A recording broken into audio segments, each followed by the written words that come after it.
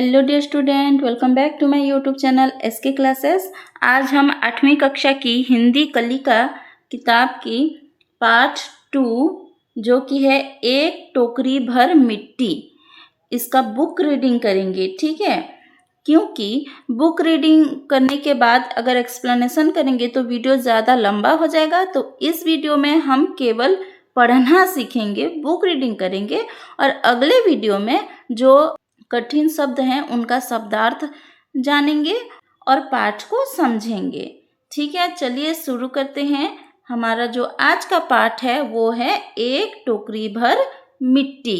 ये एक कहानी है जो कि एक जमींदार और एक बूढ़ी औरत की कहानी है। चलिए शुरू करते हैं। पाठ 2, एक टोकरी भर मिट्टी। किसी श्रीमान जमींदार के महल के पास एक गरीब अनाथ वृद्धा की झोपड़ी थी। जमींदार साहब को अपने महल का अहाता उस झोपड़ी तक बढ़ाने की इच्छा हुई। वृद्धा से बहुतेरा कहा कि अपनी झोपड़ी हटा ले, पर वह तो कई जमाने से वहीं बसी थी। उसका प्रिय पति और इकलौता पुत्र भी उसी झोपड़ी में मर गया था। पतोहू भी एक 5 बरस की कन्या को छोड़कर चल बसी थी। अब यही उसकी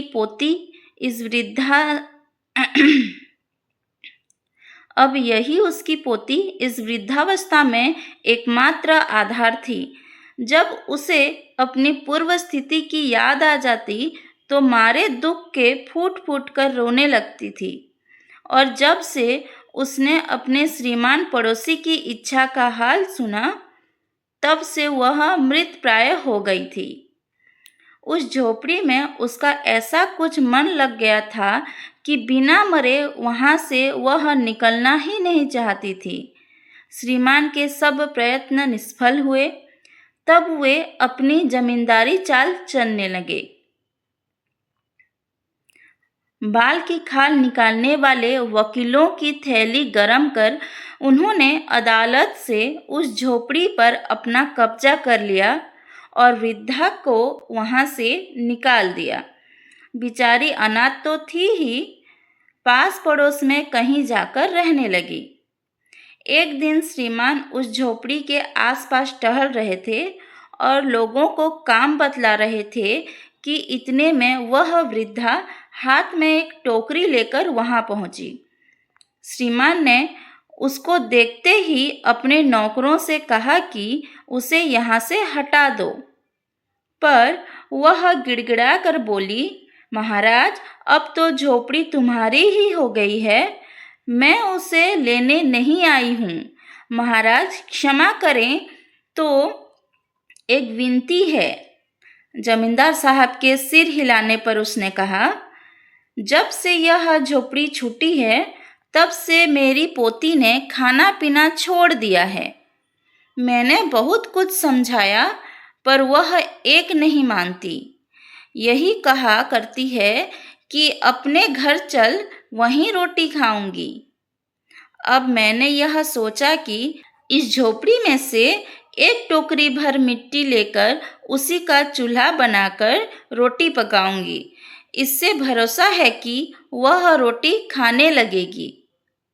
महाराज कृपा करके आज्ञा दीजिए तो इस टोकरी में मिट्टी ले जाऊं। श्रीमान ने आज्ञा दे दी। वृद्धा झोपड़ी के भीतर गई। वहां जाते ही उसे पुरानी बातों का स्मरण हुआ और उसकी आंखों से आंसू की धारा बहने लगी। अपने आंतरिक दुख को किसी तरह संभाल कर उसने अपनी टोकरी मिट्टी से भर ली और हाथ से उठाकर बाहर ले आई। फिर हाथ जोड़कर श्रीमान से प्रार्थना करने लगी कि महाराज कृपा करके इस टोकरी को जरा हाथ लगाइए, जिससे कि मैं उसे अपने सिर पर धर लूं। जमींदार साहब पहले तो बहुत नाराज हुए, पर वह बार बार हाथ जोड़ने लगी और पैरों पर गिरने लगी तो उनके भी मन में कुछ दया आ गई किसी नौकर से न कहकर आप ही स्वयं टोकरी उठाने को आगे बढ़े। ज्यों ही टोकरी को हाथ लगाकर ऊपर उठाने लगे, त्यों ही देखा कि यह काम उनकी शक्ति के बाहर है। फिर तो उन्होंने अपनी सब ताकत लगाकर टोकरी को उठाना चाहा, पर जिस स्थान पर टोकरी रखी थी वहां से एक हाथ भी ऊंची न हुई। वह लज्जित होकर कहने लगे कि नहीं, यह टोकरी हमसे न उठाई जाएगी। यह सुनकर वृद्धा ने कहा, महाराज, नाराज न हो, आपसे तो एक टोकरी भर मिट्टी उठाई नहीं जाती और इस झोपड़ी में तो हजारों टोकरियां मिट्टी पड़ी हैं। उसका भार आप जन्म भर कैसे उठा सकेंगे?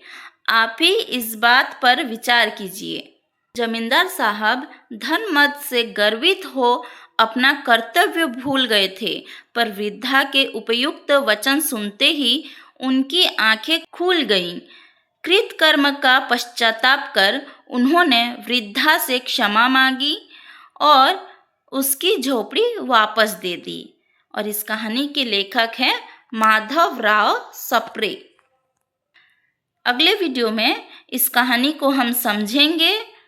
चलिए मिलते हैं इसके सेकंड पार्ट में। अगर वीडियो पसंद आया है तो वीडियो को लाइक कीजिए, चैनल पे नए हैं तो सब्सक्राइब कर लीजिए और अपने क्लास 8 के दोस्तों को शेयर कीजिए।